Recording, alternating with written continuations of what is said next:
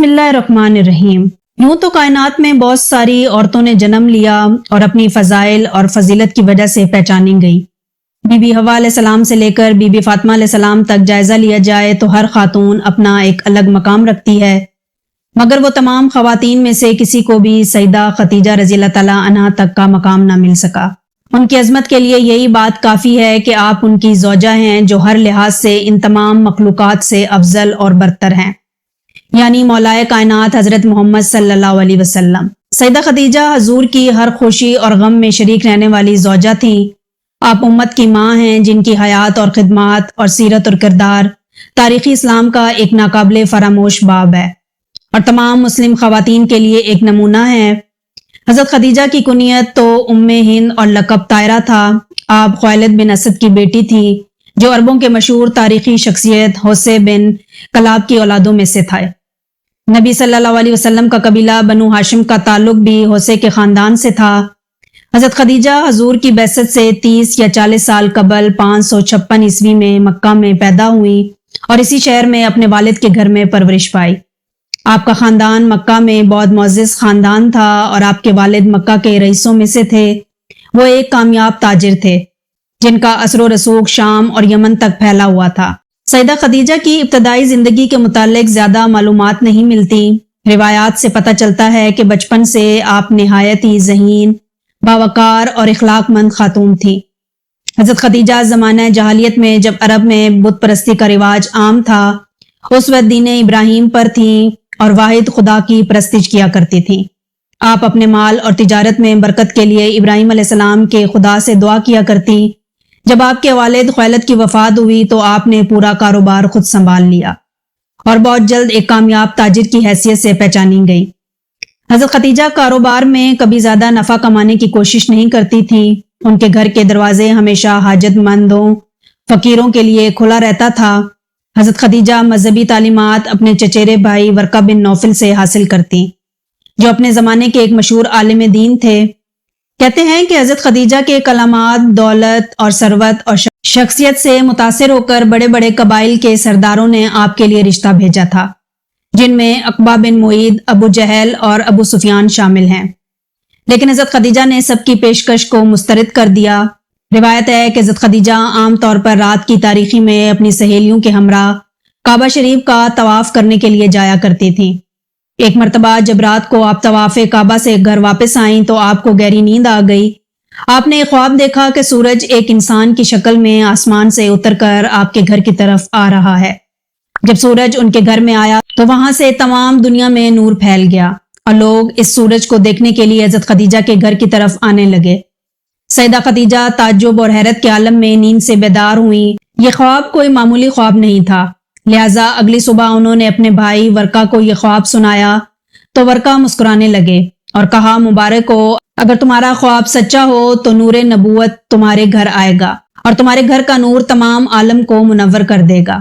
اس کے بعد سے جو بھی شخص حضرت خدیجہ کے لیے رشتے کی پیشکش کرتا تو ان کے سامنے وہ نورانی سورج مجسم ہوا کرتا جسے انہوں نے خواب میں دیکھا تھا، اور جب اس شخص کی شکل و صورت خواب والی شکل سے شباہت نہ ہوتی تو آپ اس کے رشتے سے انکار کر دیتی۔ روایت ہے کہ جب حضور پاک صلی اللہ علیہ وسلم 25 سال کے تھے تو عرب میں زبردست خوشحالی پڑی، مویشی مرنے لگے اور ہر طرف سوکھا پڑنے لگا۔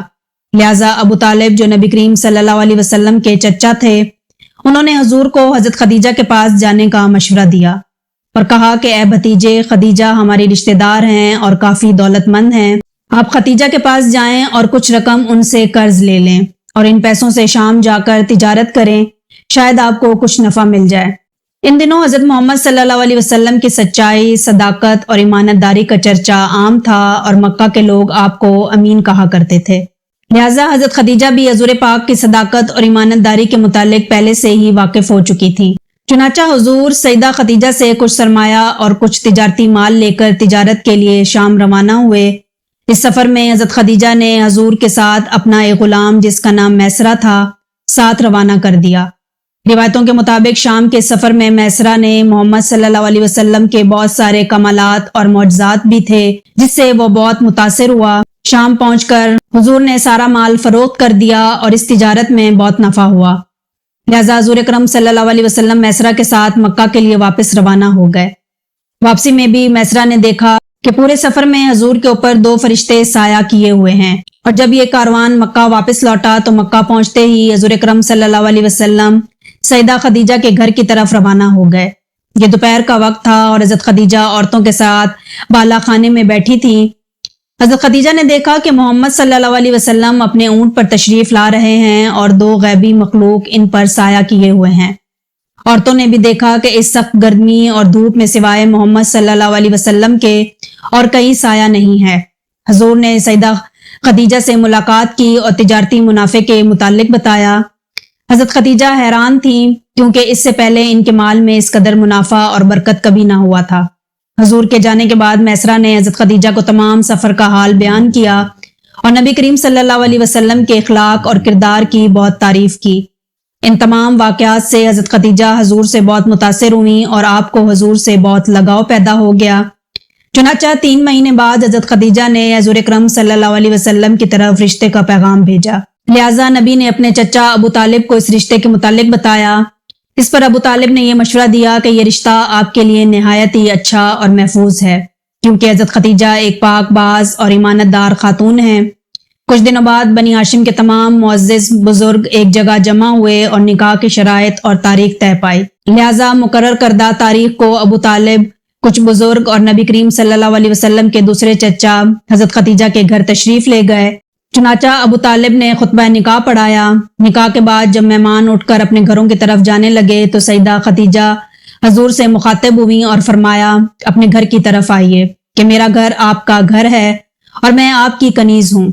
खदीजा ने अपने चचा ज़ाद वरका बिन नौफल से कहा कि ऐलान कर दें कि जो कुछ खदीजा की मलकियत है, तमाम माल, गुलाम और कनीजें, सब कुछ मोहम्मद सल्लल्लाहु अलैहि वसल्लम को पेश कर रही हूँ कि जिस तरह चाहे इनका इस्तेमाल करें। उसके बाद जनाब अबू तालिब ने अहले मक्का के लिए एक बड़े वलीमे का एहतमाम किया जो 3 दिनों तक जारी रहा और सहराई, बद्दू, उमरा, शुरफा, अमीर, गरीब और हर तरह के लोगों में खाने तकसीम किए गए। कुछ दिनों बाद हजूर हजरत खदीजा के साथ अबू तालिब के यहाँ क्याम पजीर रहे और फिर हजरत खदीजा के घर में मुंतकिल हो गए। ये वही घर था जिसे हजरत खदीजा ने नबी करीम सल्लल्लाहु अलैहि वसल्लम को हदिया कर दिया था और जहाँ से इस्लाम का सूरज तलू हुआ। हजरत खदीजा के इसी घर में इस्लामी तारीख के बड़े बड़े अमूर अंजाम पाए और नूर इस्लाम इसी घर से तमाम दुनिया में फैला। मैं उम्मीद करती हूँ कि आपको हमारी आज की वीडियो भी पसंद आई होगी। अगर हमारी वीडियो पसंद आई हो तो हमारे चैनल को सब्सक्राइब करें। मिलते हैं नेक्स्ट वीडियो में, तब तक के लिए मुझे दें इजाजत। अल्लाह हाफिज।